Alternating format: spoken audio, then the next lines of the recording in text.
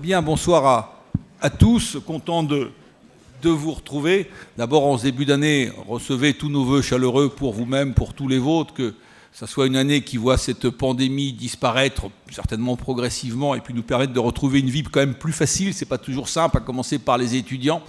Donc un grand merci. Donc tous mes vœux chaleureux pour chacun d'entre vous. Les étudiants ont le sens de l'horaire, mais on me dit que vous avez une minute de retard. Mais bon, installez-vous.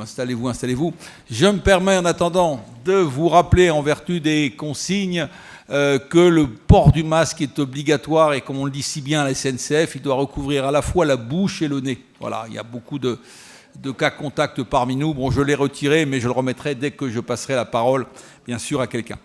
Donc, merci, content de vous retrouver. Très honoré, très heureux de retrouver une amie de longue date. C'est pas ton premier mardi de la mer, on a déjà fait un. C'est le premier. Bon, non, on me dit non. Tu as marqué plus les esprits que le mardi de la mer t'a marqué. Merci beaucoup. La prochaine fois, on travaillera avec les dates précises. Je suis à peu près sûr. On n'a pas attendu 13 ans avant de t'inviter, ou alors tu devrais refuser un certain nombre de fois. En tous les cas, on est très heureux de t'accueillir avec toutes tes casquettes.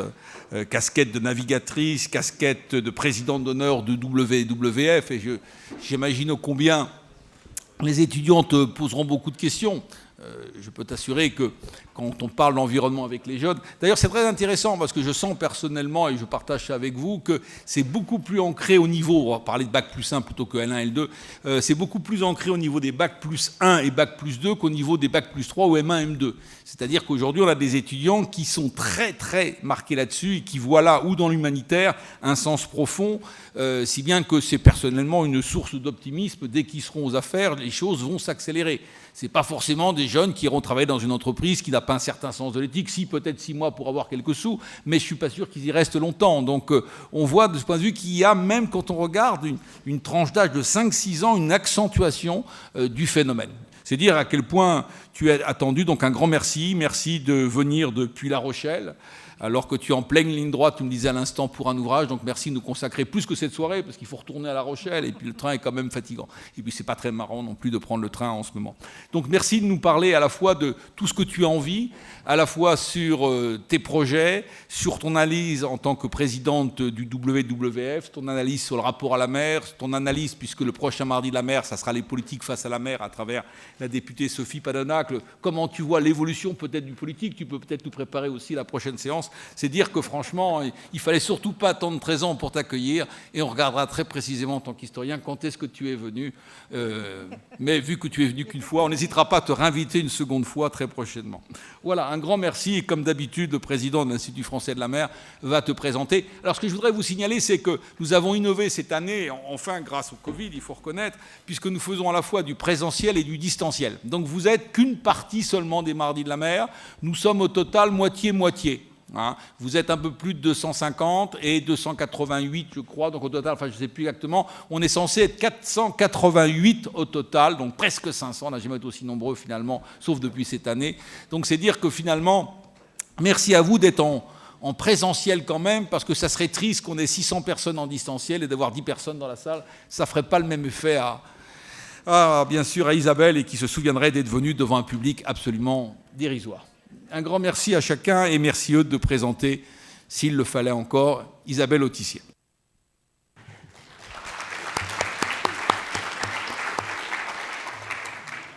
Merci Christian. Isabelle, vous êtes née à Paris, vous passez votre jeunesse en région parisienne, mais vous vous passionnez très jeune pour la mer, à bord du Vaurien, puis du petit croiseur familial. Alors, passionné pour la mer, vous faites des études d'ingénieur à Lieutte. Et pendant 10 ans, vous allez faire de la recherche, puis être enseignante à l'école maritime et aquacole de La Rochelle. Vous construisez votre voilier et vous faites avec lui le tour de l'Atlantique. Une partie en équipage et puis la fin en solitaire, et vous y prenez goût. Alors, pendant 10 ans, vous allez courir au large, en équipage, et à 4 reprises autour du monde en solitaire. Vous vous forgez un palmarès exceptionnel. Vous êtes ainsi la première femme qui fait le tour du monde en solitaire en course. En équipage, vous courez pratiquement toutes les grandes épreuves et vous êtes une abonnée des podiums. Vous développez ensuite des activités moins axées sur la compétition, la découverte de mers et de territoires extrêmes, le partage de ses expériences. Vous animez une émission hebdomadaire de découverte de la mer sur France Inter. Vous naviguez vers les îles australes, les îles de la Société, les Tuamotu, dans la péninsule antarctique, en Patagonie, dans le Grand Nord. Vous traversez à pied pendant 7 semaines les îles Kerguelen. Au retour de ces expéditions et depuis lors, vous écrivez pour témoigner. Des récits, des romans, des ouvrages trop nombreux pour que je les cite ici tous.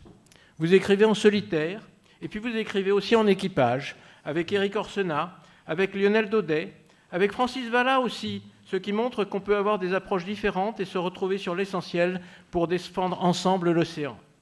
Vous écrivez aussi et interprétez des spectacles, des récits, un opéra, un conte fantastique et écologique. Toutes les formes de communication vous intéressent. Et puis vous partez naviguer 2 à 3 mois par an sur votre voilier, au rythme de la mer. Vous rejoignez le WWF et vous êtes élue présidente de sa branche française en 2009, responsabilité totalement bénévole que vous assurez jusqu'au début de l'année dernière.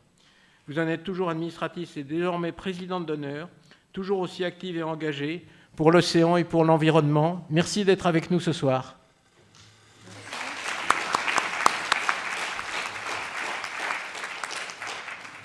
Merci et bonsoir à toutes et à tous et également meilleurs vœux pour que 2022 nous ouvre un peu plus des horizons. Je crois qu'on en a bien besoin. Donc vous l'avez dit, je vais vous parler ce soir. D'où est-ce que je parle ? Je parle, vous l'avez dit, à titre de scientifique, à titre de témoin, si on peut appeler ça comme ça, en tout cas de navigante. Et puis surtout, et ça va être surtout le sujet de ce soir, à titre de personnes engagées dans les questions maritimes et en particulier dans la défense de la biodiversité et dans la recherche, on va dire, d'un équilibre des activités humaines avec l'océan, de manière à ce que nous ne sapions pas cet océan qui nous fait vivre. Je reprends quand même toujours cette image. Quand vous avez la chance d'être sur le pont d'un bateau la nuit, par une belle nuit étoilée des Alizés, par exemple, et que vous regardez les étoiles, à chaque fois vous vous dites, sur ces millions de planètes, d'étoiles, de systèmes, il n'y en a pas une qui est de l'eau. Enfin, on ne l'a pas trouvée encore. Et si la Terre, qu'on ferait mieux d'appeler la mer d'ailleurs, a un océan, c'est grâce à ça qu'elle a la vie, et tant que cet océan est vivant, nous serons vivants. Donc je crois que c'est vraiment important. J'ai eu envie d'illustrer, d'être un peu sur le terrain, même si, et tu l'as dit tout à l'heure, je pense qu'on pourra aussi après élargir le débat. J'ai fait le choix de prendre une sorte d'exemple des interactions de l'homme et de la mer en parlant de la Méditerranée. Pour d'abord une première raison, la Méditerranée, tout le monde la connaît, elle nous est très proche. Une deuxième, c'est que en tant que WWF, nous avons beaucoup investi en Méditerranée. Nous avons une cellule de 4 personnes qui travaillent à Marseille exclusivement sur les questions méditerranéennes. Donc on commence à avoir une bonne emprise en quelque sorte sur le sujet. Et puis c'est une mer qui est exemplaire à beaucoup de titres et ça je vais bien sûr y revenir. Bon, la Méditerranée, évidemment tout le monde la connaît, c'est quand même la plus vaste mer semi-fermée du globe, mais c'est une toute petite mer. C'est 0,8% de la surface océanique, c'est 0,3% en volume, donc c'est vraiment une petite goutte d'eau. Mer fermée, en moyenne, une goutte d'eau qui rentre par l'Atlantique, poussée par les courants, va mettre à peu près 1 siècle pour en faire le tour. Donc on a vraiment là, même déjà du point de vue physique, tout simplement, on a vraiment une mer quasiment confinée. Et en même temps, dans cette mer extrêmement fermée, on a sur les États bordiers à peu près 1,5 milliard de gens qui habitent, qui donc ont des interactions extrêmement fortes. Le premier aspect, évidemment, qui va m'intéresser, moi, c'est les questions de la biodiversité. Donc la Méditerranée fait partie de ce qu'on appelle globalement un hotspot, un point chaud de la biodiversité dans le monde, ce qui signifie qu'elle a une biodiversité exceptionnelle, puisque, je vous ai dit tout à l'heure, moins de 1% de la surface et presque 10% de la biodiversité marine. Donc on voit tout de suite que c'est un endroit clé pour la biodiversité. Pourquoi ? Parce que c'est une mer qui a eu une vie en quelque sorte assez tourmentée. Elle a été fermée, puis rouverte, puis refermée, puis rouverte. Elle a été asséchée, elle a été tourmentée par des volcans, par des tremblements de terre. Et donc, elle en a gardé tout un tas de biotopes, c'est-à-dire de milieux de vie extrêmement variés, et c'est ça qui fait sa richesse. Je pense bien sûr aux herbiers, je pense aux habitats coralligènes qui sont rares et fragiles, je pense aux merles, mais aussi c'est une mer qui a des grandes profondeurs, c'est une mer qui a des dunes, des falaises, des estuaires, enfin, qui a une variété qui lui permet d'avoir justement cette variété de la vie et ce mélange entre la terre et la mer, de cette richesse aussi exceptionnelle.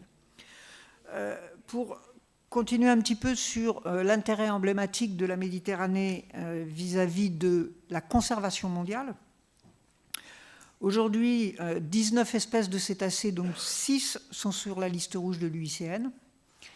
Des tortues, les 3 grandes espèces de tortues, la tortue caouane, la tortue franche et la tortue lutte, qui sont aussi des espèces qui ont des statuts à l'UICN, donc l'Union internationale pour la conservation de la nature, qui ont des statuts tout à fait particuliers. Bien sûr, le phoque moine, qui lui est carrément en danger critique d'extinction, et dont la Méditerranée recèle quand même quelques exemplaires encore.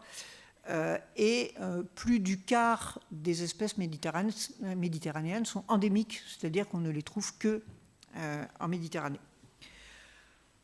Au regard de ça, et j'y reviendrai évidemment tout à l'heure, les zones qui ont un haut statut de protection qui soit suffisamment bien respecté, ça représente bon an mal an moins d'un demi% de la surface. Si, encore une fois, si on prend le statut le plus élevé et pour tenter qu'il soit respecté. D'un autre côté, la Méditerranée, c'est avant tout la mer des hommes. Depuis des siècles, évidemment, c'est un des grands creusets des civilisations humaines. Ce sont 23 pays, je l'ai dit tout à l'heure, c'est presque 500 millions d'habitants, dont un tiers sont concentrés sur les côtes. Donc c'est évidemment un lieu d'interaction extrêmement fort. Elle nous amène beaucoup de choses, la Méditerranée. Elle a été de tout temps une mer nourricière, elle l'est peut-être un peu moins maintenant, puisqu'on verra que les activités de pêche sont en difficulté, mais on a quand même 250 000 pêcheurs qui, pour la plupart d'entre eux, sont des petits pêcheurs, sont des activités artisanales, donc qui font vivre des villages, des milieux et des familles. On a en Méditerranée un trafic maritime absolument colossal. C'est un quart du trafic maritime mondial, c'est 30% du trafic pétrolier mondial. Donc on a environ 220 000 bateaux, gros navires, qui transitent chaque année dans cette toute petite mer. On a, et là aussi, vous le savez tous, un espace de loisirs et donc de tourisme de premier plan, avec un tourisme qui a absolument explosé, pour arriver à, je crois que j'avais pris quelques chiffres, entre 70 où on avait 58 millions d'arrivées internationales, on est passé en 2011 à 280 millions d'arrivées internationales, donc on a vraiment, et ça continue bien sûr. On a, et ça j'y reviendrai aussi, une mer qui recèle des hydrocarbures, du pétrole mais surtout du gaz, et un certain nombre de minerais. Donc voilà, donc tout ça fait que la Méditerranée, c'est vraiment un endroit emblématique à la fois pour la vie marine, et en même temps pour les activités humaines. Alors, la suite de mon exposé, je vais en grande partie la tirer d'un travail que WWF a fait. Et quand on a commencé ce travail, moi j'étais très étonnée que ça n'ait pas déjà été fait. En fait, on a essayé de recenser tous les projets qui étaient dans le pipe, pardonnez-moi l'expression, pour un horizon de 2020, 2030, 2040. Tous les projets, qui soient industriels, qui soient des projets de développement, qui soient... Et puis, on a essayé de regarder, et en fait, personne n'avait jamais essayé... Chacun, finalement, est un peu dans son silo, dans cette affaire, comme souvent d'ailleurs, dans la vie et beaucoup dans les activités maritimes. Chacun fait ses petites affaires et voit ses projets de développement et se projette dans l'avenir, mais sans jamais trop regarder ce que pense le voisin. Et on commence à le regarder quand il commence à y avoir des problèmes et des dysfonctionnements. Donc nous, on a essayé de faire ce travail et je vais un peu m'appuyer là-dessus. Ça va être plus, c'est pas tant les chiffres eux-mêmes qui vont être importants, c'est plutôt voilà, les tendances, et c'est plutôt, à l'occasion de la Méditerranée, essayer de décortiquer au fond ce qu'on fait un peu partout dans l'océan, c'est-à-dire qu'on fait un peu chacun tout et n'importe quoi dans son coin, sans trop s'intéresser à ce que font les voisins. Alors je vais reprendre un peu les différents sujets. J'ai commencé à parler trafic maritime. Donc nous, tout simplement, on a regardé avec l'AIS, vous savez, le système de positionnement que les gros navires sont obligés d'avoir. On a regardé un peu les routes maritimes. Bon, il n'y a rien de particulièrement exceptionnel, oui, bien sûr. C'est l'entrée par Gibraltar, c'est la route qui amène au canal de Suez, c'est la route qui part en Méditerranée orientale. Ce sont là les grands axes.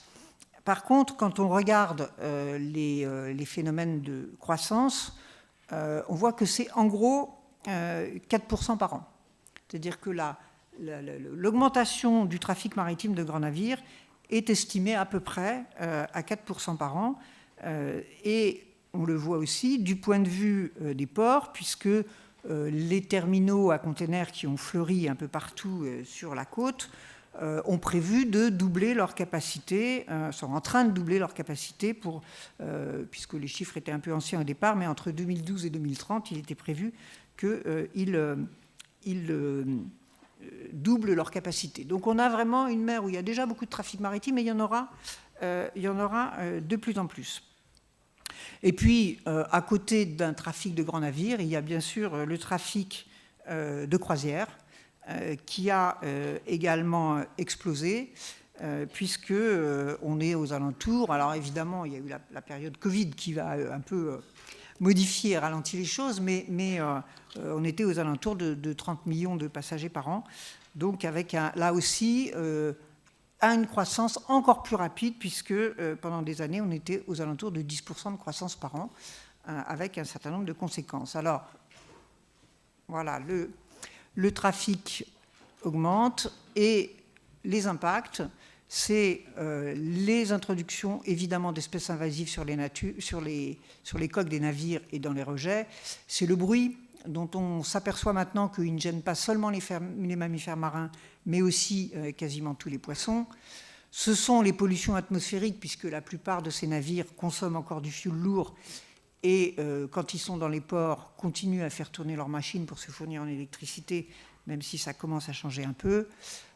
Et ce sont bien sûr les risques d'accidents entre navires et donc de déversement en mer de produits pétroliers, mais aussi en particulier d'accidents avec les mammifères marins, puisque c'est la deuxième cause de mortalité des mammifères marins en Méditerranée que les collisions avec les navires.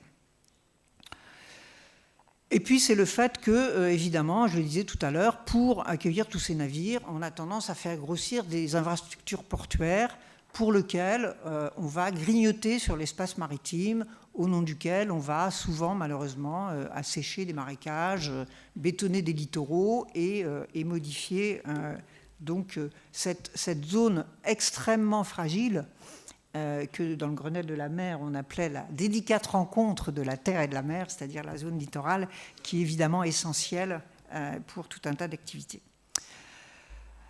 Si je passe maintenant, j'ai parlé tout à l'heure des exploitations en hydrocarbures qui sont encore, en tout cas en ce qui concerne le pétrole, relativement modestes, mais qui vont augmenter de manière considérable, non seulement pour le pétrole, mais surtout pour le gaz. Aujourd'hui, sur le pétrole, on estime qu'on a moins de 5% des réserves mondiales, donc ça peut augmenter, mais surtout, vous avez ici une carte qu'on a eu bien du mal à obtenir, où on a essayé de refaire un état des lieux à la fois des endroits où il y avait déjà des contrats d'exploration pour des étendues marines, donc des contrats d'exploration essentiellement gaziers, et puis des zones qui étaient réservées pour de futurs appels d'offres, et donc de ce qu'on appelle des zones ouvertes.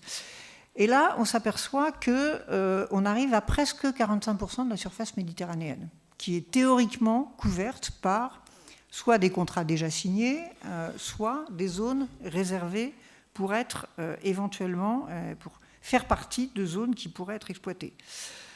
Donc là, on comprend bien qu'il y a, et on l'a vu, et en particulier en ce qui concerne le gaz, voilà, vous voyez ici les projections. Donc sur le pétrole, on est un peu en delà, puisque c'était une projection sur 2020, mais sur le gaz, une projection qui conduit à penser qu'on peut multiplier par 5 d'ici à 2030 la production de gaz, et on voit bien que ça a commencé, et on a vu un certain nombre de conflits et de tensions même commencer à naître autour de ces questions d'exploration de la Méditerranée, puisque évidemment c'est assez tentant, j'allais dire, les clients ne sont pas loin, et il y a des réserves tout à fait considérables de ce point de vue-là. Bien sûr, la question de l'exploitation des hydrocarbures, est-ce compatible avec une mer fermée? Est-ce compatible avec une mer sur laquelle il y a des littoraux très habités, sur lequel on a des touristes, avec une biodiversité exceptionnelle? Je crois que la question, bien sûr, ne se pose quasiment pas, mais en tout cas, c'est vrai que là, on a une zone de risque qui n'est pas tant d'ailleurs, enfin qui peut être la question de l'explosion d'un puits ou autre, mais qui est aussi des allées et venues permanentes de navires, qui sont aussi des risques qui sont liés à l'exploitation elle-même, et puis des tensions géopolitiques qui ne seront pas non plus sans impacter la Méditerranée.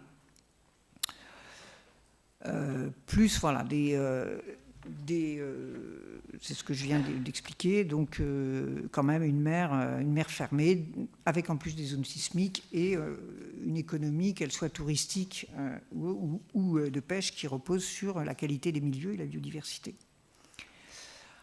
En ce qui concerne le tourisme, là aussi, on voit que on a pour l'instant, on va dire 4 grandes économies touristiques qui sont la France, l'Espagne, l'Italie, plus la Turquie qui est en train de s'affirmer. Et puis, on a de plus en plus la Croatie, la Grèce, les pays du sud méditerranéen, avec des difficultés qui sont liées souvent à leur situation politique, mais qui ne demandent qu'à augmenter ce tourisme balnéaire et portuaire.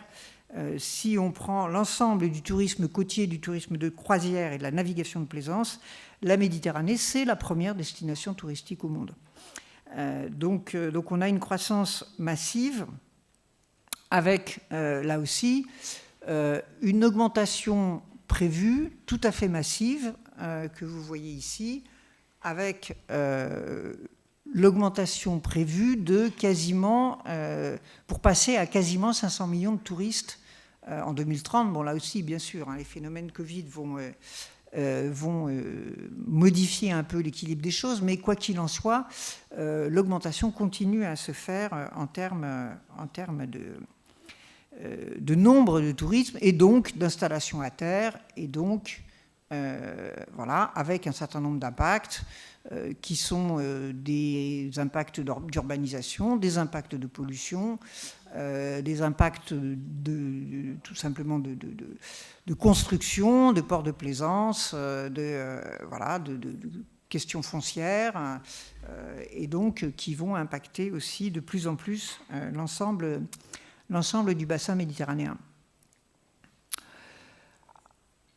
Avec une petite image assez parlante, je pense, de ce qu'on peut arriver à avoir quand... je ne suis pas sûre que ce soit vraiment des vacances quand on en est à ce stade-là, mais après tout, si cette photo a été prise, c'est bien que après tout, ça se produit aussi.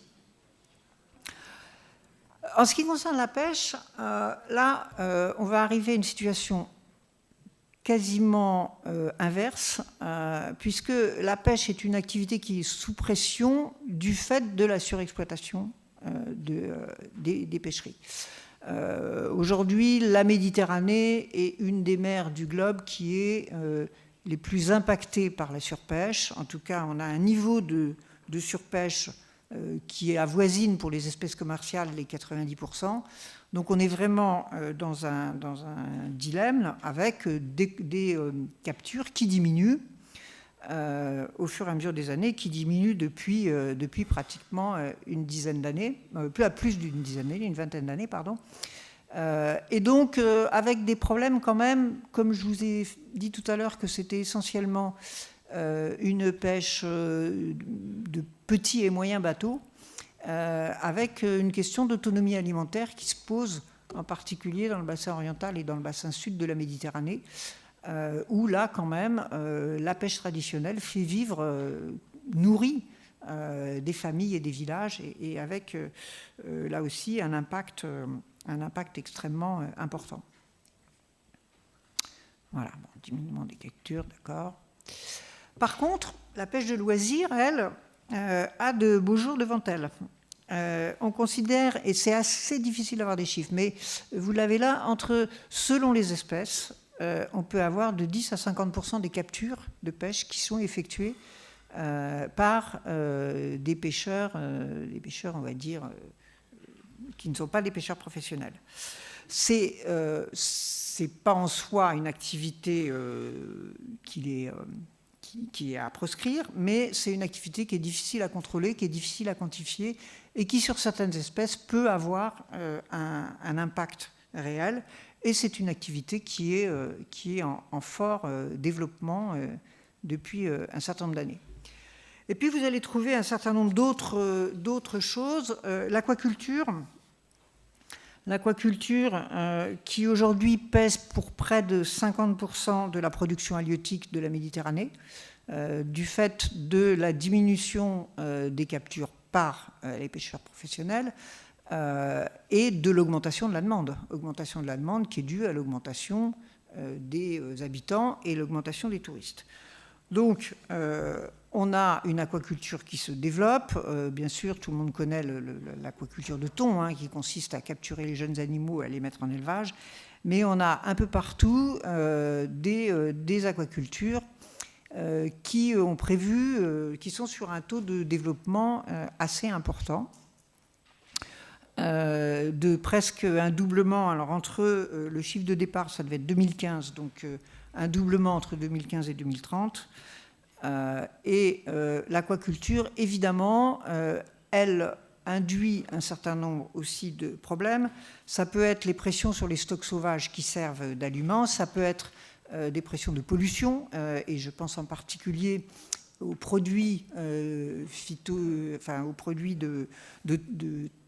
en particulier de traitement des animaux qui se retrouvent dans les eaux, et puis aux aliments qui ne sont pas consommés, qui sont dégradés, aux fesses, etc., qui créent quand même des pollutions assez considérables. On commence à voir, même si c'est encore, je l'ai mentionné, on l'a mentionné peut-être un peu plus pour le principe, mais il commençait à y avoir un peu d'éolien offshore. En tout cas, il y a des projets de l'Union européenne pour implanter un certain nombre une filière en tout cas d'éolien offshore, avec un objectif en termes de gigawatts qui reste encore modeste, mais qui n'en est pas moins existant, et qui là aussi va engendrer des compétitions pour l'espace. Même si c'est pour la bonne cause, on va dire, on voit bien, même en France, comment la question de l'éolien reste, y compris l'éolien en mer, reste un sujet de débat et de tension. Et le développement côtier, ce qu'on appelle la littoralisation, va encore s'accentuer, je l'ai dit, simplement entre 1950 et 1995, le nombre de villes de plus de 10 000 habitants a doublé sur le bassin méditerranéen. Aujourd'hui, on a des populations qui continuent à croître de manière très importante, en particulier donc dans le bassin oriental et dans le sud de la Méditerranée. On a une pression touristique de plus en plus importante et en gros, quand on regarde les projets, on a à peu près 5000 kilomètres supplémentaires qui vont être artificialisés d'ici, alors qui ont commencé à l'être puisque les chiffres datent un petit peu déjà, mais sont à partir de 2005, mais en tout cas une artificialisation de plus en plus importante, et tous les pays n'ont pas forcément la chance comme nous d'avoir un conservatoire du littoral qui leur protège un certain nombre d'espaces. Donc je pense en particulier sur le bassin de l'Adriatique, avec des implantations de plus en plus importantes qui bien sûr impactent cette bande littorale extrêmement fragile. Donc, si on a essayé dans ce petit dessin de réunir un peu tout le monde, on a appelé ça une zone sous pression, où effectivement, chaque activité va induire ses propres pressions, va bien sûr être en soi une activité, j'allais dire, tout à fait honorable, mais va induire des pressions, et on va se retrouver avec, au total, sur cette mer fermée, des pressions qui augmentent pratiquement toutes, donc à part la pêche, qui augmente dans des mesures parfois tout à fait considérables. Et puis on va commencer à avoir des conflits. Là, on a essayé de mettre une sorte de petit tableau des conflits. Évidemment, là où on va implanter des puits de pétrole, on aura du mal à mettre des touristes en face. Là où on va mettre des éoliennes, on va avoir les pêcheurs qui vont râler. Voilà. Donc on a un certain nombre d'activités où on n'a absolument pas planifié l'espace maritime, et donc des sources de conflits et des sources de dégradation globalement de l'environnement, en sachant que l'environnement fait vivre une grande partie de ces activités. Alors, déjà à ce stade-là, quelques premières conclusions. C'est vrai qu'on voit globalement une économie maritime qui est plutôt vigoureuse en Méditerranée. On ne peut pas dire que c'est pas bien, mais on voit des impacts qui sont déjà importants et qui sont en train de croître au fur et à mesure. On voit des compétitions qui sont en train de s'exacerber entre secteurs économiques et entre l'économie globalement et les zones de conservation. Tout ça, évidemment, implique qu'on a un grand risque de ne pas arriver au fameux bon état écologique que la France a elle-même, évidemment, a décidé elle-même, enfin qui est une décision de l'Union européenne, mais pour lequel la France a normalement un plan d'action pour arriver au bon état écologique. Or, évidemment, en Méditerranée, avec l'ensemble de ces pressions, on aura du mal à y faire face. Parce que si on met ensemble, si on regarde du point de vue plus scientifique, et si on met en face les zones d'intérêt pour la conservation, c'est-à-dire les zones où on sait qu'on a soit précisément des hotspots de biodiversité, soit des aires de répartition d'un certain nombre d'espèces. Je ne vais pas reprendre l'ensemble, redétailler l'ensemble de ce schéma, mais on sait à peu près dans quels sont les lieux favorables pour l'épanouissement de telle ou telle espèce. Je pense aux mammifères marins, par exemple, mais à beaucoup d'autres également. Et après, nous, ce qu'on a fait au WWF, c'est qu'on a essayé de jouer avec les cartes différentes. Par exemple, là, on regarde ce que donnent les interactions entre les zones qui sont ouvertes à des possibles exploitations pétrolières ou gazières, les zones qui sont des grands passages de navires, et puis les zones qui sont favorables à la biodiversité. Quand on met tout ça les uns sur les autres, on voit bien qu'on arrive à des recoupements, à des empilements qui font qu'on a absolument besoin de savoir comment on veut gérer ces zones, qui va être prioritaire, comment est-ce qu'on va décider que là on veut réserver cette zone pour telle ou telle activité. Et si je poursuis le raisonnement qu'on a fait, nous, ce qu'on a essayé de faire, c'est d'identifier en Méditerranée, en ce qui concerne la conservation des espèces marines, ce qu'on appelle des zones à fort enjeu, qui sont en général des zones, et je reviens au tout début de mon exposé, qui sont des zones où il y a des substrats ou des milieux tout à fait particuliers qui permettent vraiment l'épanouissement de certaines espèces ou de certains écosystèmes. Et là, nous, on a essayé d'identifier, vous les voyez entourés en rouge, un certain nombre de champs où on dit, là, il faudrait vraiment, si on veut garder une biodiversité en Méditerranée, il faudrait vraiment faire la place, la première, à la biodiversité, quitte à avoir une action différenciée pour les autres activités. Donc voilà, c'est un peu tout le travail qu'on a essayé de mener. Je voudrais quand même continuer sur la Méditerranée parce que elle est aussi emblématique pour plusieurs sujets. Donc on va laisser cette carte-là, même si on n'en a plus besoin maintenant. Elle est emblématique du côté du dérèglement climatique. C'est une mer qui s'est réchauffée plus vite du fait qu'elle est fermée, qui s'est réchauffée encore plus vite que l'océan mondial, puisqu'on est aujourd'hui à 1,1 degré de réchauffement pour en gros 0,7, 0,8 sur l'océan mondial.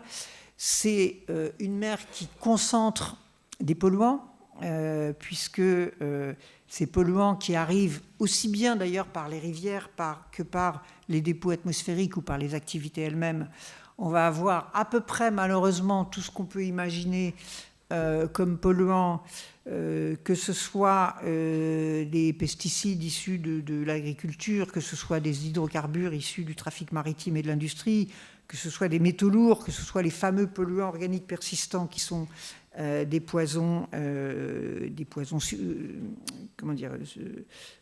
internes pour les organismes.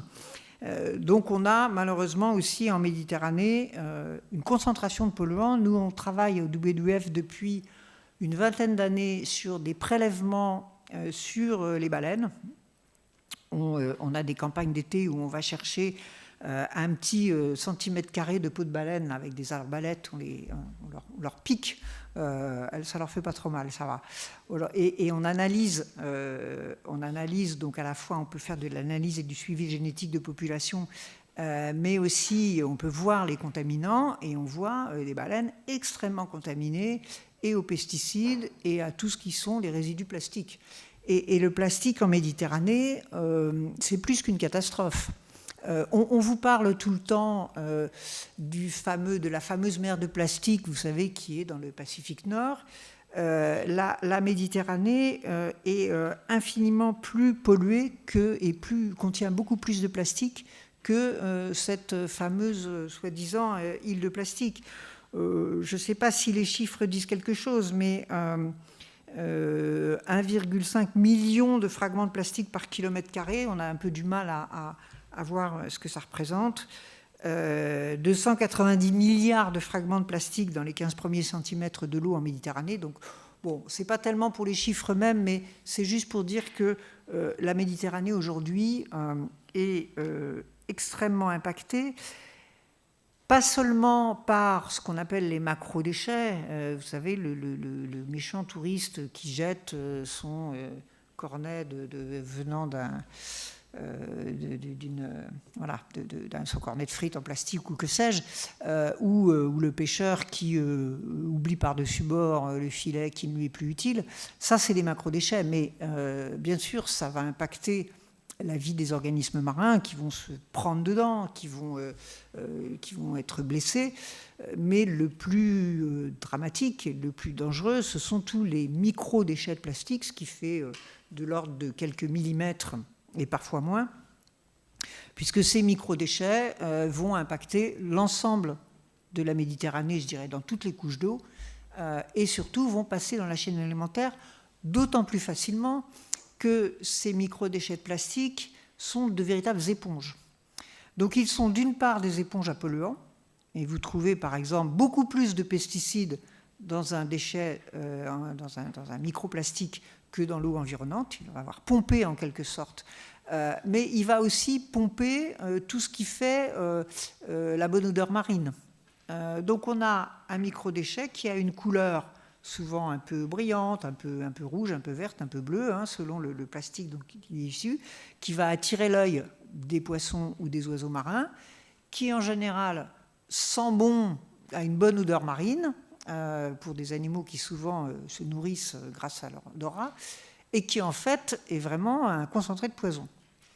Donc on a une contamination des organismes marins, à commencer par le plancton animal, qui donc consomme du plancton végétal, et sur toute la chaîne alimentaire. Et évidemment, au bout de la chaîne alimentaire, malheureusement, il y a nous. Et vous savez ce qu'on dit, hein, c'est que toutes choses confondues, pas que sur les produits marins d'ailleurs, mais nous consommons tous une carte de crédit par semaine. Nous consommons tous en gros 5 grammes de plastique par semaine. Et malheureusement, quand vous mettez votre serviette sur une belle plage méditerranéenne, vous la mettez sur un tapis de plastique. Quand vous respirez les embruns méditerranéens, vous respirez du plastique. Et quand vous buvez la tasse, vous buvez du plastique. Donc tout ça, évidemment, n'est pas très réjouissant. Et encore une fois, son statut de mer fermée va bien sûr complexifier considérablement les choses. Alors, on va peut-être essayer de parler un peu des solutions, parce qu'après ce panorama, quand même... Bon, il y a beaucoup d'étages de solutions, bien sûr. Il y a les solutions d'ordre très général qui sont bonnes pour tout le monde. C'est la question de baisser notre empreinte carbone, c'est la question d'être dans des énergies, dans des économies circulaires. Enfin voilà, tous ces grands mouvements qu'on essaye de mettre en jeu.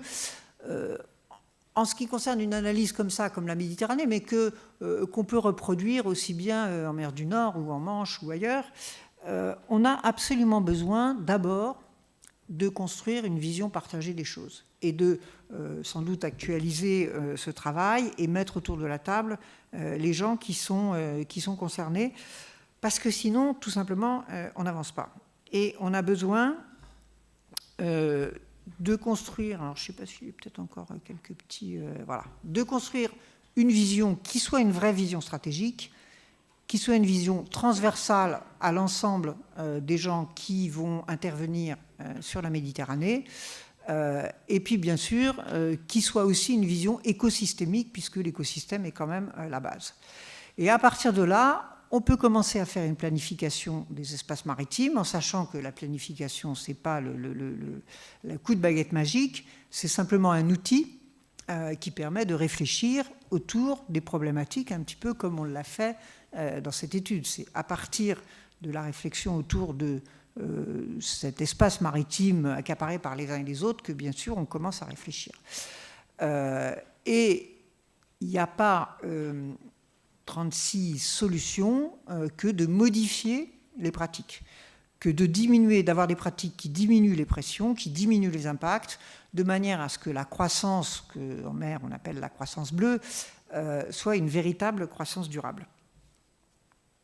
Et je crois que... Non, c'est fini. Donc, après, ça va prendre plusieurs formes.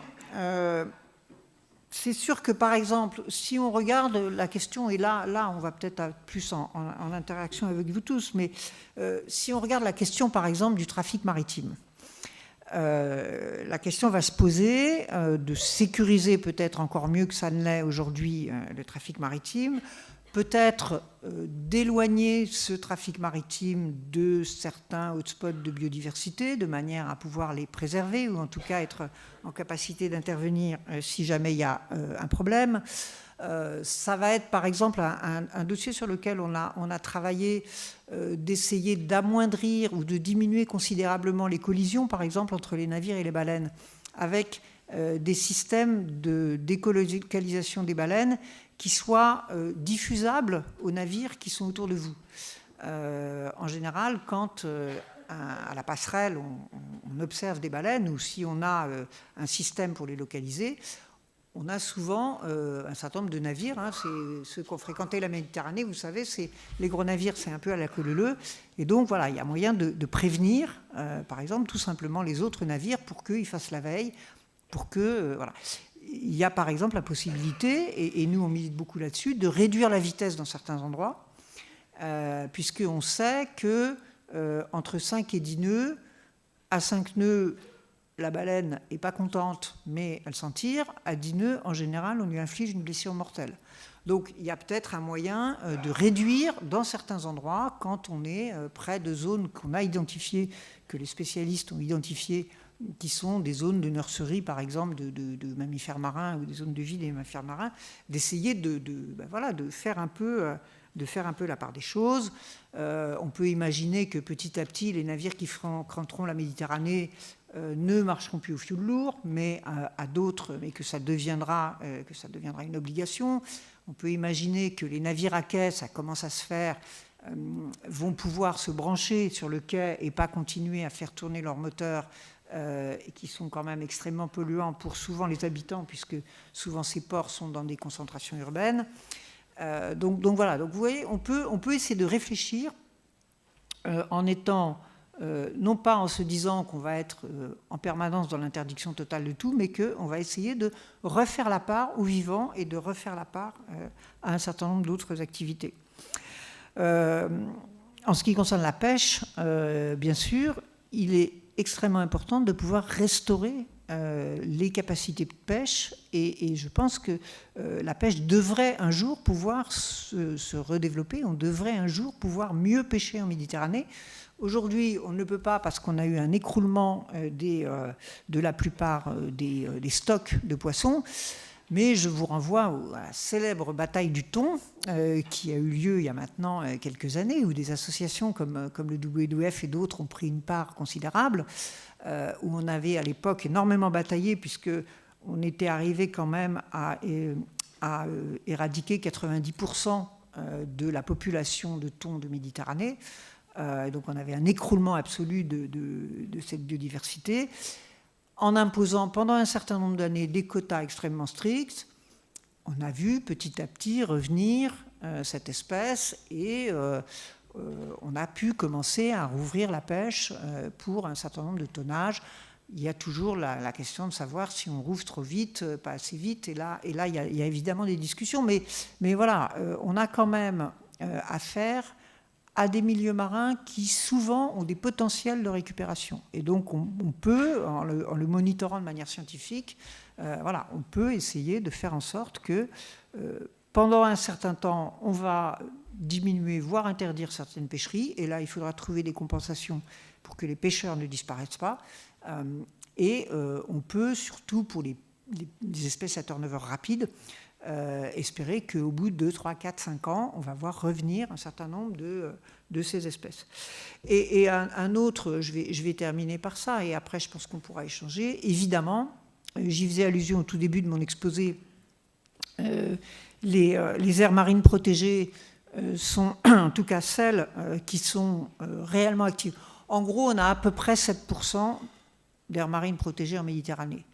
Mais quand on regarde dans le détail, celles qui sont réellement bien protégées, qui ne sont pas ce qu'on appelle les aires marines de papier, c'est-à-dire qu'en gros, on a dit, ben voilà, c'est là, mais finalement, personne ne va vérifier ce qui se passe et tout le monde continue à faire n'importe quoi.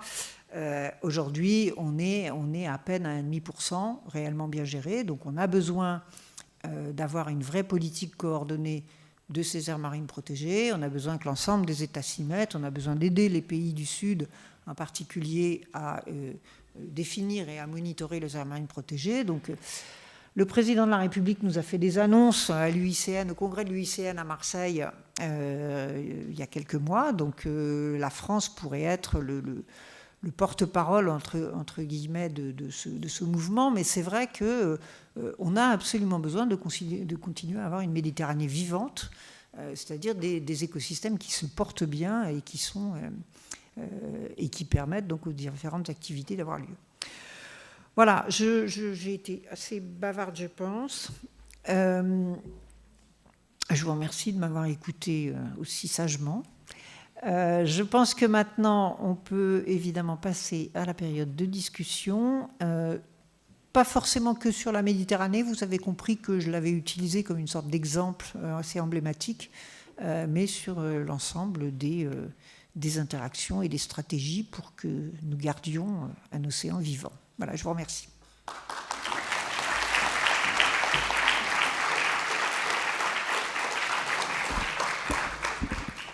Merci beaucoup Isabelle pour cette présentation, merci pour tout le travail que ça suppose, parce que c'est vrai que c'est très rare d'avoir comme ça des études, des synthèses qui se projettent face à l'avenir. Un avenir quand même qui est très, très intéressant. Hein. Il y a quand même, je le répète souvent, mais en 28 ans d'ici 2050, c'est 3 milliards de terriens en plus, soit 3 fois la population mondiale de l'époque de Napoléon Ier en 1804. Donc ça pousse au portillon. Donc on voit bien qu'il y a des conflits d'usage, etc., que c'est pas simple, qu'il y a une pression sur les organismes, sur les mers fermées. On ne parle pas de la Baltique qui est dans une situation ô combien catastrophique. Donc c'est vrai que c'est des défis. Ça ne veut pas dire qu'il ne faut rien faire, mais ça veut dire qu'il faut faire précautionneusement, avec beaucoup de précautions. Je le dis en passant parce qu'il y a beaucoup de débats sur le principe de précaution, et j'avoue quand je le défends dans certains milieux, un peu entreprenants, on me saute dessus, mais il faut rappeler que le principe de précaution a été fait non pas pour empêcher de faire, mais parce qu'il y a des risques, et pour permettre de faire, il faut y aller précautionneusement. C'est-à-dire que le principe de précaution est quelque chose qui permet de faire, hein, et qui a eu de ce point de vue peut-être une perversion ou une perception différente de l'opinion publique, et c'est dans cette perspective-là que tu te situes. Donc on voit qu'il y a quand même un certain nombre de solutions. En tout cas, merci de cette fresque. Alors il y a 2 micros qui sont répartis dans la salle, un pour toi, on va parler en termes marins, côté bâbord, côté tribord, et je demanderai à ceux qui vont s'emparer de la barre radiophonique, là, en quelque sorte, d'avoir la gentillesse, comme toujours, de se présenter. Voilà. Merci beaucoup. Qui veut poser la première question, sachant que nous avons donc plus de 200 auditeurs par le biais des câbles à fibre optique sous-marins, certainement, qui sont répartis un peu partout, qui aussi peuvent poser des questions. Alors, le temps que le micro circule, 1 ou 2 questions qui ont traversé 2 fois l'Atlantique pour arriver jusqu'à nous. Les pays surpeuplés ou instables riverains du Sud... Non, c'est une question, ça, excusez-moi, ça a bougé. Le plan bleu ne contient-il pas de clauses qui limitent l'artificialisation côtière ? Existe-t-il des instances de concertation regroupant les pays riverains de la Méditerranée afin de coordonner les politiques respectives de ces pays ? Et dans quelle mesure de politique économique vous semble prioritaire pour garantir un développement durable de l'économie bleue ? 3 petites questions pour commencer, et puis après ça, on passera à la salle. Alors oui, il y a des instances de discussion méditerranéennes. Je pense par exemple, parce que nous on y est très impliqués, sur la conservation. Il y a Medpan qui s'intéresse aux aires marines protégées de Méditerranée, qui essaye de les coordonner, qui essaye de faire des outils communs, et puis il y a des outils politiques bien sûr de discussion en Méditerranée qui sont quand même souvent qui connaissent quand même des limites, essentiellement politiques, puisque on le sait bien, autour de la Méditerranée, d'abord on a des pays de granulométrie extrêmement différentes, des pays qui sont en conflit de manière forte, et donc malheureusement, souvent ces conflits prennent le pas aujourd'hui sur ce qui pourrait être... Ça ne veut pas dire évidemment qu'il n'y a pas de concertation sur un certain nombre de sujets. Mais par exemple, quand on a fait ce travail-là, on n'a pas trouvé dans aucune instance de conservation méditerranéenne quelque chose qui ressemble au travail qu'on a fait, quoi. C'est-à-dire que personne ne s'est penché sur la Méditerranée en général pour essayer de voir globalement ce qui s'y passait, quoi. Et donc c'est quand même assez symptomatique que cette coopération est quand même assez difficile. Après, qu'est-ce qu'il faut... Je crois que la dernière question sur l'économie bleue, qui est une question évidemment extrêmement vaste, et je vais revenir sur ce que tu disais par rapport au principe de précaution. Il faut quand même qu'on soit tous conscients, et c'est vrai d'une manière générale sur la planète, que ce sont les fondamentaux de la planète qui nous ont quand même permis d'être là. C'est parce qu'on a une planète où globalement, depuis quelques dizaines de milliers ou centaines de milliers d'années, le climat est plus ou moins le même, qu'on a quand même une biodiversité qui est extrêmement riche et vaste et qui nous a permis de développer un tas de choses. C'est quand même parce qu'on a des fondamentaux comme ça, des fondamentaux physiques et des fondamentaux biologiques, que nos sociétés ont pu se développer. Et donc, c'est vrai aussi en Méditerranée, mais c'est vrai partout en mer. D'abord, quand on veut implanter une activité, c'est là qu'on revient au principe de précaution, il faut se demander, est-ce que je mets à risque ces fondamentaux ? Et si je mets à risque ces fondamentaux, à ce moment-là, il faut réfléchir. faut réfléchir. D'abord, est-ce qu'on ne peut pas faire autrement, et puis après, il faut...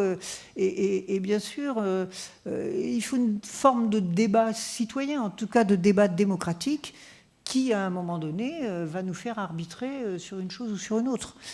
Donc voilà, je crois que c'est évidemment ce qui manque très souvent, puisque comme chacun est en silo, chacun développe sans avoir la vision globale. Donc ça ne veut pas dire que les gens sont des méchants qui veulent tuer... Les gens qui passent avec des gros pétroliers ne sont pas des méchants qui veulent tuer les baleines. Simplement, on ne s'est jamais posé la question des interactions. Et donc on arrive à des mortalités importantes de ces mammifères marins. Donc voilà, je crois que cette façon... Enfin, s'il y avait une chose à faire, ce serait ce questionnement-là. Ce questionnement sur... Quelles sont les conséquences de ce que je fais? Au lieu de pleurer plus tard et de mettre beaucoup d'argent pour essayer de restaurer des écosystèmes ou pour essayer de restaurer des espèces ou que sais-je, essayons de travailler en amont et de nous poser les questions sur quelles sont les conséquences de couvrir même 10% de la Méditerranée, par exemple, depuis pétrolier ou gazier. Voilà, posons-nous la question avant de commencer à forer les puits, parce que après, on aura mis tout cet argent là-dedans pour faire les puits, puis après, il faudra en mettre 4 fois plus pour réparer peut-être des dégâts. Donc voilà, je crois que c'est plus sur la méthode que je m'interroge. Puis, de toute manière, qui provoqueront des émissions de CO2 qui vont être absorbées par la mer et qui vont acidifier la mer. Alors, donc, de toute manière, il y a la boucle. De toute façon, moi, ma préconisation, c'est arrêtons avec le gaz, le pétrole et le charbon. Puisque je vous rappelle quand même que si on veut être à 1,5 degré du GIEC, il faut laisser sous la terre 80% de ce qu'on a déjà découvert en gaz, pétrole et charbon. Il ne faut pas en trouver plus. Donc, normalement, il ne faudrait même pas faire d'exploration. Puisque de toute façon, avec ce qu'on a déjà explorer et ce qu'on sait déjà où on peut aller le chercher, il faudrait déjà le laisser là où il est. Parce que sinon, on ne sera pas à 1,5 degré. D'ailleurs, on n'est pas à 1,5 degré, malheureusement. Donc, moi, ma préconisation sur la Méditerranée, ce serait un moratoire des activités d'hydrocarbures. Alors, les questions de la salle, je crois qu'il y a déjà le micro. Merci de vous présenter. Merci. Gérard Bourgeois, plaisancier. Merci Isabelle Autissier pour cet exposé qui me dissuaderait presque de quitter l'Atlantique pour passer en Méditerranée avec mon bateau. Bon, enfin, le projet est lancé. Une question pointue, justement, à propos des interactions dont vous parliez. Vous connaissez bien les cétacés, le monde sous la mer. Comment expliquez-vous les interactions croissantes entre les orques et les bateaux, entre Gibraltar et Cap Finistère? Oui, il y a eu tout un... alors, vous faites allusion au fait que... il y a eu un certain nombre d'attaques, en fait, on peut les appeler comme ça, d'orques. Je rappelle que les orques sont des animaux qui sont des carnassiers, qui vont agresser, y compris des baleines et des gros organismes vivants pour se nourrir, et qui souvent d'ailleurs ont des stratégies collectives. Alors, moi, j'ai pas de réponse, évidemment. Je sais qu'il y a un certain nombre de scientifiques qui sont en train de se poser la question. J'ai quelques pistes, peut-être. Et ces pistes seraient de l'ordre de la faim. Ça, c'est quelque chose qu'on voit très bien avec les requins dans un certain nombre d'endroits. On a quand même beaucoup vidé la mer et ces grands animaux supérieurs n'ont plus assez de quoi se nourrir. Ils n'ont plus assez de poissons. Comme les oiseaux, on a une mortalité considérable des oiseaux qui meurent de faim parce qu'il n'y a plus assez de poissons dans la mer. Donc, il est possible que les orques, qui ne trouvent pas assez de nourriture, se mettent à avoir des comportements plus agressifs avec une coque qui peut-être ressemble à une baleine ou qui... enfin, voilà. Donc, c'est une hypothèse, on va dire. Il peut y avoir d'autres hypothèses de comportement. Alors, ça peut être aussi parce que temporairement, vous savez que les orques sont en tribus familiales, que temporairement, il y a des tribus familiales d'orques qui se sont approchées ou qui se sont développées dans des endroits où ils étaient peu nombreux, et donc, qui découvrent un peu leur environnement, parce que ce sont des animaux qui sont capables de faire des migrations importantes. Donc, découvrant leur environnement, ils peuvent, dans un premier temps, peut-être avoir un comportement plus agressif avec ceux qui perçoivent comme des concurrents. Voilà, j'ai pas de réponse toute faite, si ce n'est que voilà, ce serait quand même. Enfin, je sais qu'on commence à regarder, à essayer de comprendre ce phénomène. Je ne sais pas si vous avez entendu parler de raisons pour lesquelles les orques attaqueraient plus les navires. C'est pas nouveau, hein. Je me souviens d'une histoire qui s'est passée comme ça, où une petite famille avec 2 jeunes enfants a passé 280 jours à la dérive dans un radeau de survie parce que leur bateau avait été coulé par un orque dans le Pacifique, et cette histoire date d'il y a au moins 40 ou 50 ans, donc c'est pas nouveau que les orques attaquent les bateaux. Alors, vraisemblablement, je pense que la couleur de la coque doit pouvoir influer. Si éventuellement, si c'est une question alimentaire, le fait par exemple d'avoir des bandes fluo orange, et donc de faire en sorte que l'animal ne risque pas de confondre une coque qui a un antifeeling bleu avec une baleine qui est un peu bleu-gris, voilà, donc peut-être ça peut être une solution. Après, les solutions d'émission de bruit sous-marin, c'est un peu plus compliqué. Moi, j'y avais réfléchi aussi parce que les navires, les voiliers en course, on va très vite et on ne fait pas de bruit. Et comme les baleines, en général, dorment juste sous la surface, moi-même, je suis entrée en collision avec une baleine et je pense qu'elle dormait. On a eu très peur toutes les deux. Et on s'est fait un peu bobo toutes les deux, je pense. Elle est partie avec un de mes safrans et je crois que je lui ai fait une belle bosse. Mais voilà. Et donc, une des solutions sur lesquelles commencent à travailler les coureurs larges, c'est des émissions de son qui permettraient de réveiller les animaux.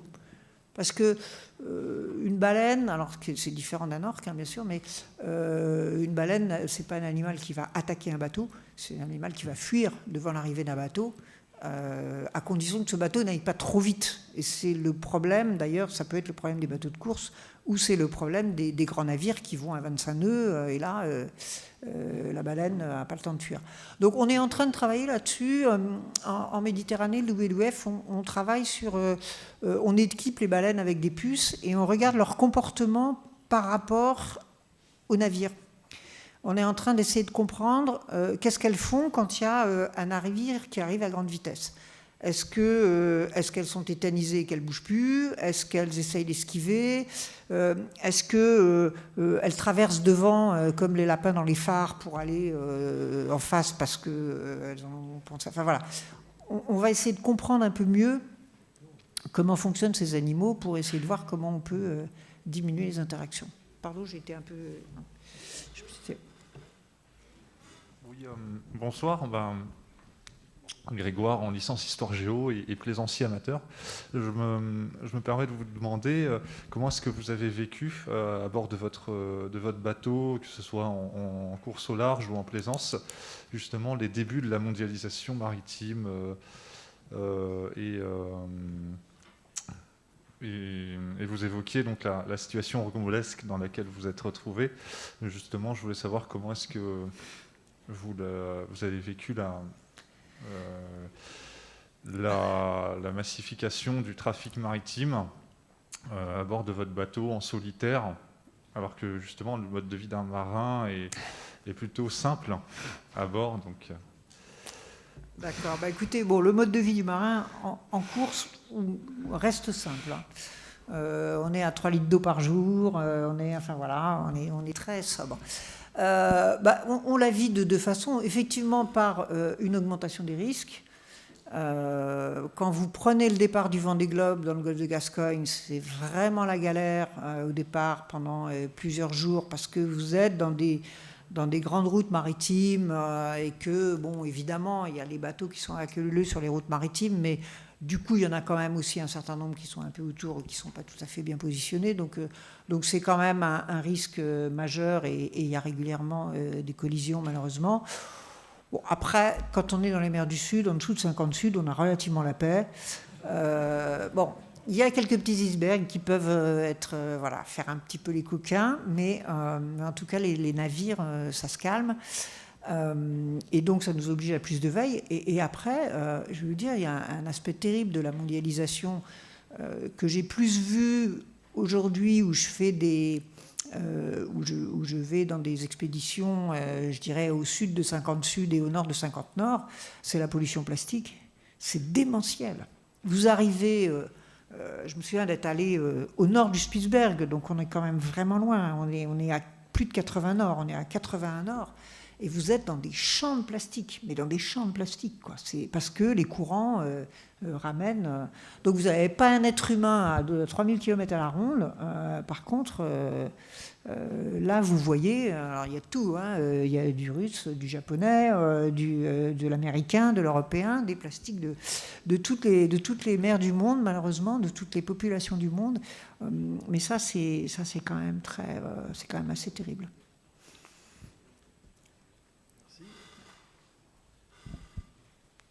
Bruno Pouguillaume, aussi plaisancier, mais travaillant aussi pour les sauveteurs en mer. Bravo, monsieur. À ce sujet, d'ailleurs, je vous signale, dans nos statistiques, on a plus d'accidents dus à collision de bateaux et panne d'essence que d'attaques par les orques. C'est vraiment pas le sujet du moment. Moi, j'ai deux questions. La première, vous avez parlé de l'attaque de la nature par les gens, par les hommes. Vous n'avez rien dit sur l'attaque de la nature par elle-même, et en particulier des fameuses algues nocives qu'on voit en Méditerranée d'ailleurs, et sur lesquelles il faut peut-être faire quelque chose plus que urgent. Je pose ma... Deuxième, tant qu'on Posez y est. les deux questions et puis... Oui. Bon, la deuxième question, ça rejoignait le principe de précaution, et je voulais savoir comment vous reliez le principe de précaution à la politique de l'éolien marin, et en particulier en France. Très bien. Alors, sur cette question des algues, d'abord je vous fais remarquer que ces algues, elles sont arrivées en Méditerranée du fait des hommes, puisqu'elles sont arrivées dans les ballasts des bateaux, et puis elles se sont trouvées bien en Méditerranée, et donc elles se sont développées. Et on voit aujourd'hui, on a tout ce qu'on appelle les espèces invasives, très, très joliment, on appelle ça les espèces lesseptiennes, celles qui arrivent donc de la mer Rouge, qui profitent du canal de la mer Rouge et qui profitent du réchauffement de la Méditerranée. Et alors on a un tas de bestioles qui ont l'air, quand on vous parle du poisson lapin, ça paraît sympathique, mais par exemple c'est une catastrophe pour la biodiversité de Méditerranée, ce poisson lapin, justement parce que il dévore les milieux, certains milieux extrêmement fragiles. Donc oui, mais dans la nature, bien sûr, dans la nature, tout le monde mange tout le monde. Et c'est très bien comme ça. C'est juste une question d'équilibre. Et depuis 4 milliards d'années que les espèces ont coévolué, jusqu'à maintenant, justement, il y a des régulations qui se font, et qui d'ailleurs se font parfois de manière un peu instantanée et parfois sur des cycles un peu plus longs, où quand une espèce se développe trop, sa nourriture va diminuer, du coup la nourriture de cette nourriture va exploser, et du coup voilà. Donc on voit bien, mais tout ça se régule et tout ça coévolue en même temps de manière relativement lente, et on a effectivement des espèces qui disparaissent au bout d'un certain nombre de siècles, des espèces qui vont muter, des espèces qui... Voilà. Et ce qui est important, c'est qu'un écosystème, plus il est riche, plus il est diversifié, plus il y a de bestioles petites et grosses, plus il est stable. C'est-à-dire que ça coévolue, tout le monde coévolue ensemble. À un moment, il y a un peu plus d'une espèce, et puis elle va trouver moins de nourriture, et elle va avoir un succès reproductif moins grand, et elle va revenir à un niveau moins important, et puis voilà. La grosse difficulté par rapport aux actions des hommes, c'est qu'on a souvent cassé ces équilibres. Soit parce que on a, par exemple, on a enlevé pratiquement complètement les loups de France. Moralité, on a une explosion des cervidés, puisque avant il y avait un équilibre.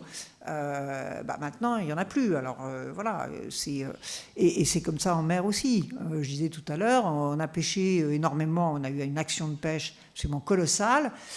On a brisé cet équilibre entre, par exemple, les poissons carnivores, les poissons herbivores, les oiseaux, voilà, tout ça. Donc on a introduit une distorsion en fait. Et on a introduit une distorsion qui est à échelle. C'est-à-dire qui n'est pas simplement dans un lieu ou dans un endroit où on se dit, bon ben là, voilà, temporairement, ou dans ce coin-là, ça a disparu, mais c'est pas grave. Voilà. On a introduit des distorsions. Quand je parlais tout à l'heure du plastique, il faut bien savoir que le plastique, c'est absolument partout. Depuis l'Arctique à l'Antarctique, depuis la surface jusqu'aux grandes fosses océaniques. Voilà, on a modifié le milieu. Je ne parle même pas de la question climatique qui modifie aussi le milieu. Donc c'est ça qui est problématique. Parce que sinon, bon, voilà, quand à un moment donné, oui, je ne sais pas, regardez dans votre jardin, si vous ne tournez pas la pelouse, vous allez voir que y a des moments où il y aura des plantes qui vont un peu coloniser, puis qu'après, on les verra moins, et puis qu'il y en a d'autres qui vont arriver. Vous allez voir que tout ce petit monde va se débrouiller, quoi. Mais voilà, c'est une question d'équilibre. Pour la deuxième question, l'éolien marin. Alors, évidemment, il nous faut de l'éolien marin, parce qu'on a besoin... Bon, il faut d'abord qu'on soit raisonnable dans nos consommations énergétiques, ça c'est la première des choses. La meilleure énergie étant celle qu'on ne consomme pas. Mais bien sûr, on va avoir besoin des renouvelables. Alors il y a deux choses. D'abord, il y a évidemment le fameux syndrome que les Anglais appellent NIMBY, not in my backyard, c'est-à-dire aller faire ça chez les autres, mais chez moi, je veux qu'on touche à rien. Il y a aussi le fait qu'on peut trouver qu'une éolienne c'est moche, mais finalement un poteau téléphonique on s'y est fait, un phare, je ne sais pas si c'est beaucoup plus beau. Enfin voilà, on a aussi des logiques de ce qu'on trouve beau et pas beau qui peuvent se discuter, mais qui sont... voilà. Et après, et là je crois que c'est extrêmement important, on a avant tout besoin d'en discuter entre nous et d'avoir de la concertation. C'est-à-dire que évidemment, il est hors de question d'aller mettre des éoliennes partout, n'importe où, n'importe comment. Et d'abord, la première des choses, c'est la question physique. On va aller mettre des éoliennes là où c'est intelligent d'en mettre. C'est-à-dire là où on a des flux de vent qui sont intéressants, qui sont plus réguliers, qui sont... voilà, donc c'est la première des choses. Et puis on va regarder autour de soi, effectivement, ce qu'il peut y avoir comme patrimoine architectural, ce qu'il peut y avoir... Enfin voilà, on va... et je pense que c'est extrêmement important, on va discuter avec les gens. Après, à partir de là... Les problèmes techniques, on va pouvoir avancer dessus. Moi, je me souviens, parce que j'étais encore au conseil de l'Agence française de la biodiversité, quand est arrivé sur la table le premier parc marin qui est en Manche, parc marin d'éoliennes, parc d'éoliens qui, ils n'avaient pas été très malins sur ce coup-là, empiétaient sur un parc marin, justement. Donc, bon, déjà, là, pourquoi on n'a pas... au moins séparer les choses. Et quand on donne la parole aux scientifiques et qu'on réfléchit, par exemple, sur les oiseaux, et qu'on regarde quels sont les oiseaux qui fréquentent ces sites, à quelle altitude ils volent, ces oiseaux, eh ben, on trouve l'altitude à laquelle il faut mettre les pales des éoliennes pour que ça ne gêne pas les oiseaux. Parce que les oiseaux, ils ne vont pas se faire couper en rondelles, ils ne sont pas... voilà. Mais simplement, les oiseaux, ils sont à certaines altitudes pour ceux-là, pour ceux relativement basses, pour pouvoir voir les poissons et pour se nourrir. Donc si on monte les pales de 15 mètres de plus que ce qui était prévu, on n'aura pratiquement plus d'interaction avec les oiseaux. Donc voilà, c'est le genre de... Je prends cet exemple-là, mais il faut essayer d'avoir dessous d'intelligence. Si on veut que les petits chalutiers puissent continuer à travailler, il suffit que les éoliennes soient suffisamment espacées pour qu'on puisse passer un chalut. Voilà. Si on veut que le moment le plus critique en fait dans l'implantation d'une éolienne, c'est pas le moment où elle tourne, c'est quand on fait ce qu'on appelle on bat les pieux, c'est-à-dire qu'on va implanter l'éolienne et que pour ça on va descendre, enfoncer des fûts en général soit en métallique pour faire tenir l'éolienne. Donc ce battage des pieux, ça fait beaucoup de bruit. Et ben la solution, c'est de dire on va faire ce bruit-là au moment où on sait que la faune marine n'est pas à la côte. Puisqu'on sait qu'en hiver, en général, et les mammifères marins et une partie des poissons s'éloignent du rivage et reviennent au rivage au moment où ils vont se reproduire. Donc si on impose aux constructeurs de battre les pieux entre le mois de novembre, alors ils ne sont pas très contents parce que ce n'est pas le moment où il fait le plus beau, mais entre le mois de novembre et le mois de février, on va déjà supprimer beaucoup d'interactions. Donc voilà, je crois qu'après ça, moi je pense que oui, nous avons besoin d'éoliennes, et vous savez qu'il y a 2 systèmes. Il y a celles qui sont plantées dans le fond, et puis il y a celles qui flottent. Celles qui flottent, c'est mieux, théoriquement, parce que d'abord c'est plus loin, et comme ça on ne va pas dire que c'est pas beau, mais simplement c'est plus compliqué à faire marcher, parce qu'il faut ramener le courant, et que ça c'est quand même une opération plus compliquée. Mais on va y arriver. Et on va aussi avoir des hydroliennes, on a des courants partout, si vous êtes marin vous le savez. Dieu sait qu'on a des courants sur les côtes françaises. Voilà, ces courants, en plus, ils sont absolument programmables. Enfin, ils sont programmés par Dame Nature. Donc, on sait exactement la force du courant pour les siècles à venir. Et donc, on va aussi utiliser, bien sûr, ces courants. Et on est un peu en retard en France sur ces sujets-là. Il y a des pays qui sont beaucoup plus avancés sur ces sujets-là. Un pays comme l'Écosse va être autonome en énergie renouvelable en 2030. Et ce pays n'est pas défiguré. Oui, il y a des éoliennes en Écosse. Oui, il y a des hydroliennes en Écosse. Donc on en voit des éoliennes, on en voit beaucoup à terre et en mer. Mais c'est aussi un peu le prix à payer. Toutes les énergies ont un prix à payer. Alors après, il faut savoir quel prix on veut payer. Est-ce que c'est du dérèglement climatique? Est-ce que c'est des déchets nucléaires? Est-ce que c'est la vue de quelque chose qui ne vous plaît pas? Voilà. Mais en tout cas, plus on va discuter, et moins il y aura de problèmes.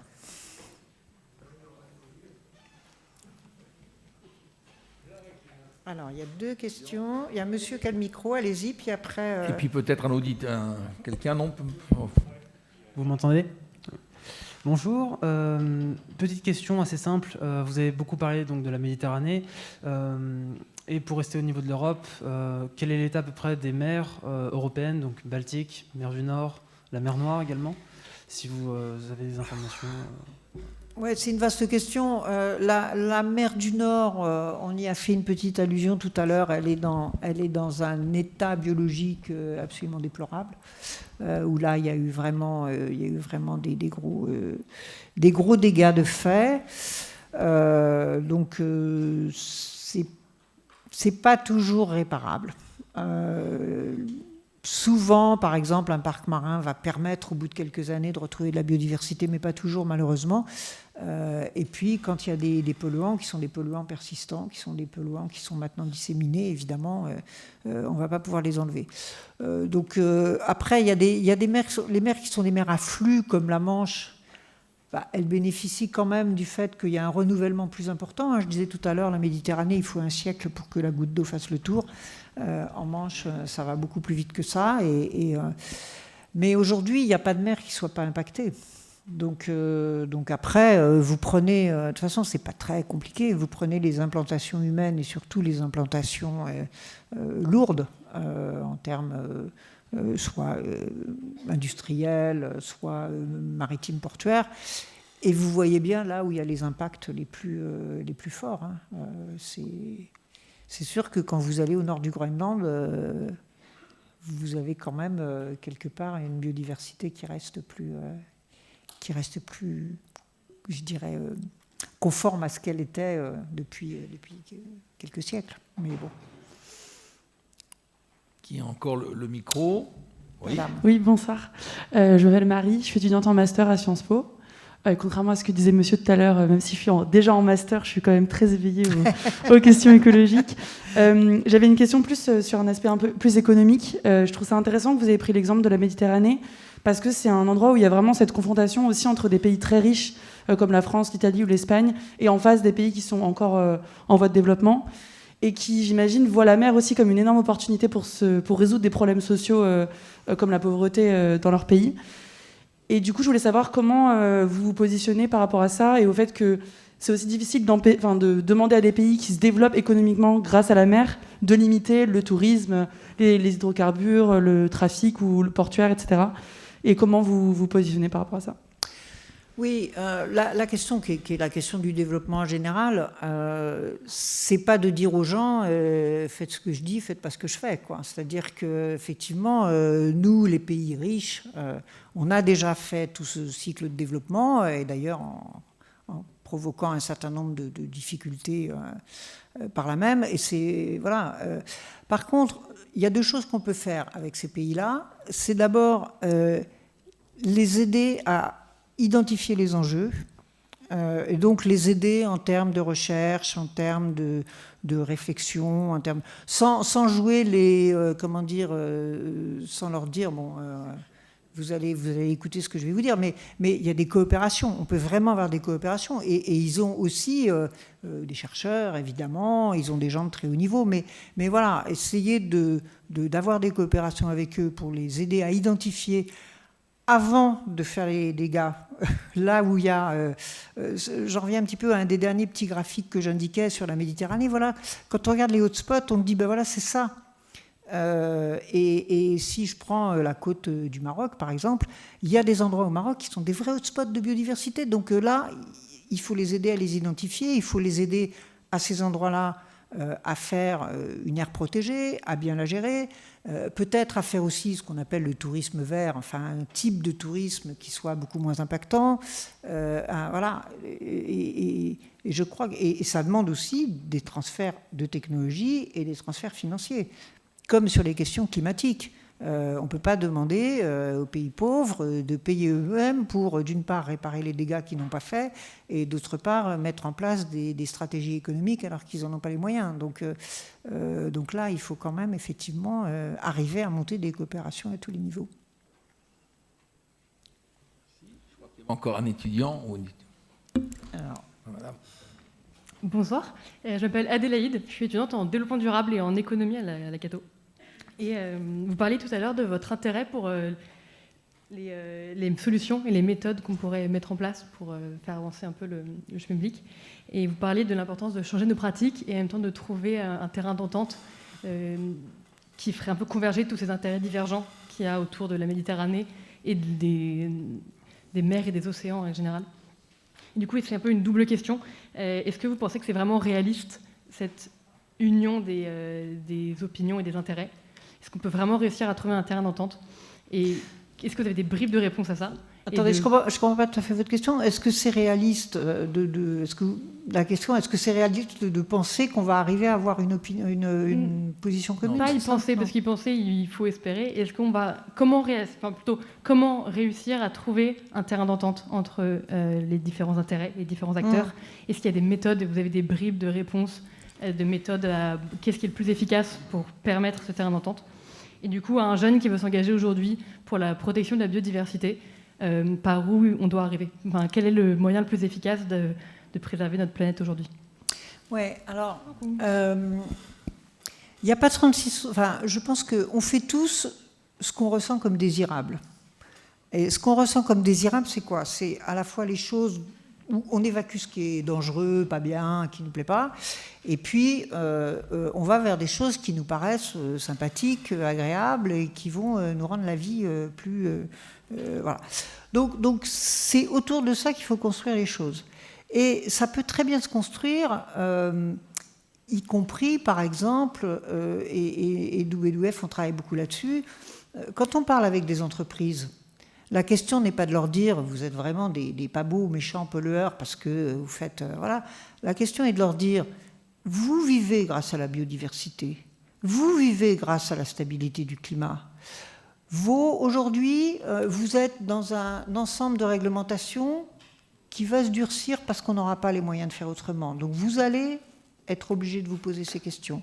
Vous êtes challengé par vos clients qui vous demandent de bouger. Vous êtes challengé par les gens comme vous, les salariés, les jeunes et brillants ingénieurs qui viennent dans les boîtes et qui maintenant disent pendant l'entretien d'embauche, mais quelle est votre empreinte carbone et qu'est-ce que vous faites pour votre empreinte carbone ? Donc, et ça, je vous engage à le faire parce que c'est très efficace. Donc, à un moment donné, c'est ça qu'il faut qu'on construise. Il faut qu'on construise des coalitions parce qu'on a les mêmes intérêts. Et les mêmes intérêts, c'est de garder une planète vivante pour les hommes. Quand la planète sera vivante pour les hommes et qu'on peut garantir ça, après on peut parler d'économie, après on peut parler de politique, après on peut parler de ce qu'on veut. Mais si la planète n'est plus vivante pour les hommes, on ne parlera plus de rien. Donc je pense que c'est autour de ça qu'il faut reconnaître. Il faut vraiment, et moi j'essaie toujours de faire ça quand je parle à différents, aussi bien en politique, voilà, je leur dis, mais très bien, je ne suis pas là pour vous dire quelle politique il faut faire, je suis juste là pour vous dire, faites une politique qui nous rende la vie possible. Et pas qui nous amène dans des impasses. Donc voilà. Après, à votre niveau, à vous, tout à l'heure je disais, interrogez donc les entreprises qui vont vous courir après pour vous embaucher parce que vous êtes brillante et vous allez voir que c'est assez efficace. Après, il y a deux grandes voies en gros.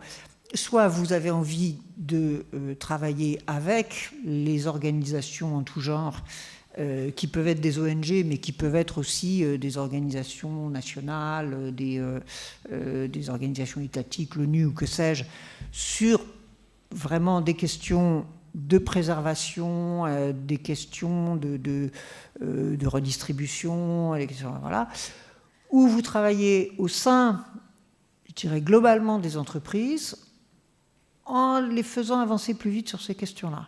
Je pense que les deux sont bien et les deux, après, bon, j'allais dire, c'est un peu la façon dont vous allez sentir les choses, mais il n'y a pas de mauvaise méthode. La seule mauvaise méthode, c'est de rien faire.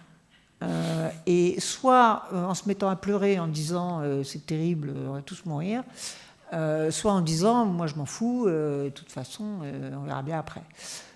Voilà, je crois que l'action me paraît être la seule méthode, mais il y a plusieurs façons d'agir.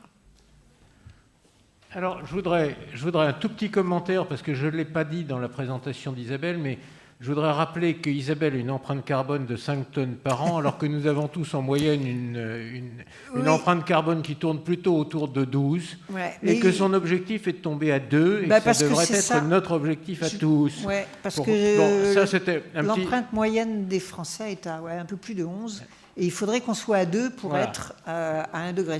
Voilà, donc on a du chemin à faire. Ça, c'était pour l'exemplarité.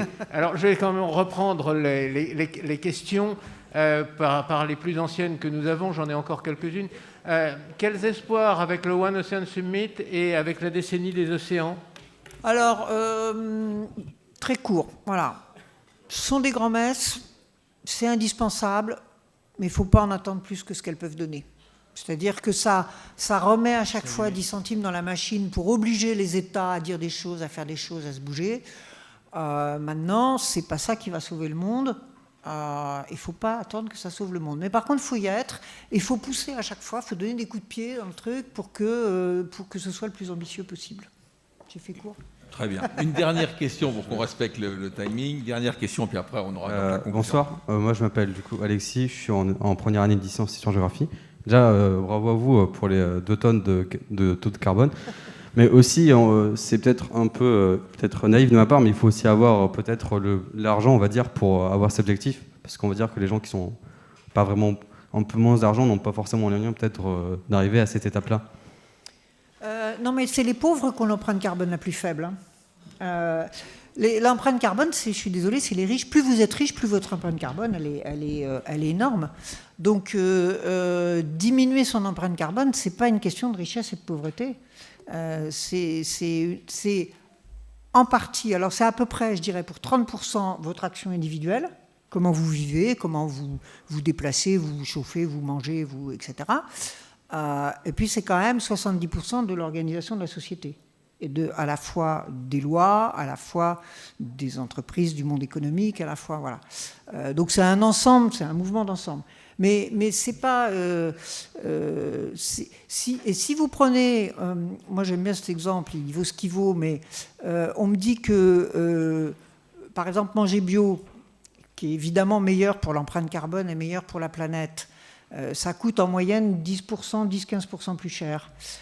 Mais combien ça coûte un cancer? Ça coûte cher. Alors, vous ne le voyez pas parce que ça passe dans vos impôts, Mais il y a bien quelqu'un qui le paye quand même. Donc les cancers environnementaux, ça coûte aussi très cher, sans parler des dégâts humains, bien sûr, qui sont la première des choses. Donc je crois que la question, si on pose la question uniquement en termes économiques, on se trompe. De même, on ne peut pas passer la question du développement uniquement en termes de PIB.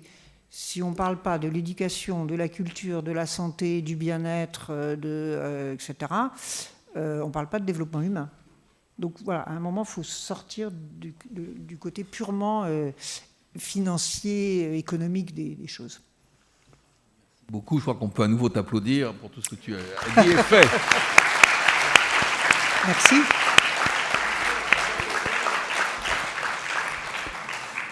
Juste avant, encore une petite minute avant que le président de l'IFM fasse sa conclusion habituelle, je voudrais vous rappeler, donc on se retrouve dans 15 jours, les partiels sont finis, donc on reprend un rythme à peu près de quinzaine, et ce sera donc mardi 8 février avec Sophie Panona, qui est députée de la Gironde, mais qui est surtout présidente du Conseil national de la mer et du littoral, qui va nous parler sur un sujet sensible, sur les élus face aux défis maritimes, et combien d'élus sont conscients réellement de ces enjeux.